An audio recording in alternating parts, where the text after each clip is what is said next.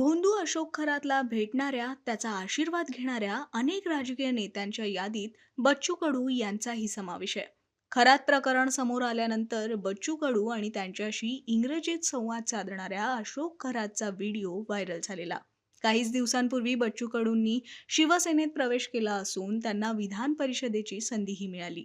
मात्र आताही धाराशिवमध्ये आलेल्या बच्चू कडूंना खरात प्रकरणाबाबत पुन्हा एकदा प्रश्न विचारण्यात आला. तसंच यावेळी नीट परीक्षेच्या कथित पेपर फुटी प्रकरणावरून बच्चू कडू यांनी संतप्त प्रतिक्रिया दिली आहे. पाहुयात. नीटच्या परीक्षेचा पेपर फुटलेला आहे. अनेक शेतकऱ्यांच्या मुलाखत डबल परीक्षा अशी दिली पाहिजे.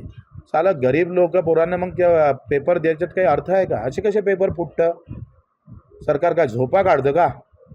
आणि अशा पद्धतीनं पेपर फुटत असेल आणि आम्ही काहीच करत नसेल तर काय होतं आहे? एखादा होतं ना, त्याच्यापेक्षा हा डबल त्याचं आयुष्य बर्बाद होतं. तो जो गरीब पोरगा आहे, जो काही युवक आहे, तो किती काम करतं, किती मेहनत करतं, पुण्याला जायचं, तिथं आयुष्य गमावून बसायचं आणि वेळेवर पेपर फुटत असेल तर तो मोठी हत्या आहे. टाकलं पाहिजे साल्यांना.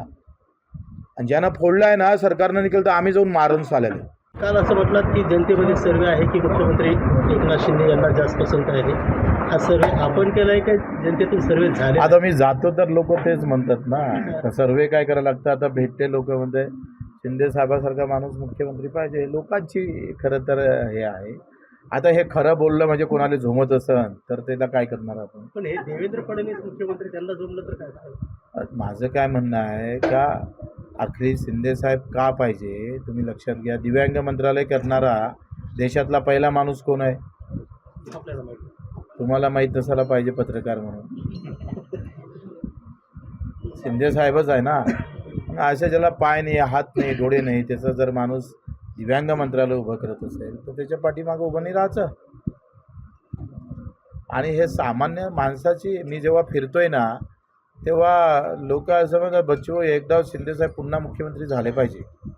आपण अशोक खरात त्यांना भेटले होते, काय आशीर्वाद दिला? आता इतकी जुनी बातमी काढली तुम्ही. तीर्थक्षेत्र मागायला चालत ना. असं कसं आहे लक्षात घ्या.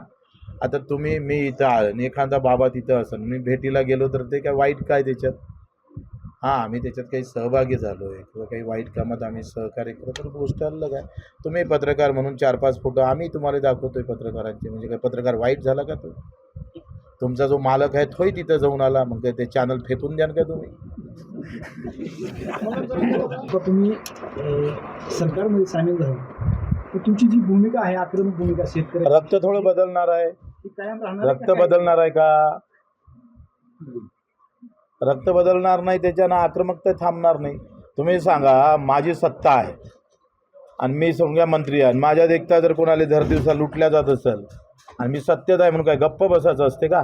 बिलकुल नाही, ते कधीच चालणार नाही. सत्ताशी सामान्य माणसासाठी आहे, शेतकऱ्यासाठी आहे.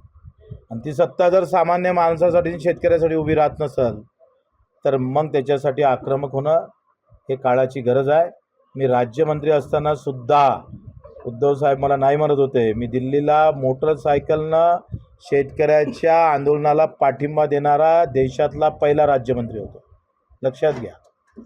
आमच्यासाठी पहिले दिव्यांग, शेतकरी, मजूर हे जे घटक आहे, कामगार आहे, यासाठी लढणारा आमचा चेहरा तोच आहे. मी नेहमी सांगितलं का भगवाधारी भरपूर असणार, पण भगव्यातला सेवाधारी शिवसैनिक म्हणून बच्चू कडू काम करणार.